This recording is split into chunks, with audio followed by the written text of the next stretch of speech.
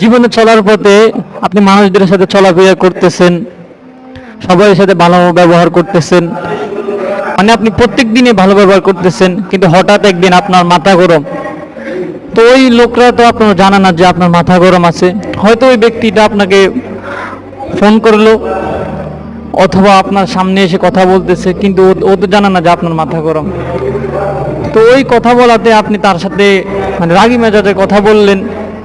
তো ওই ব্যক্তিটা তো এই বিষয়টা বুঝবে না যে আসলে আপনার মাথা গরম ছিল, যার কারণে আপনি এভাবে কথা বলছেন।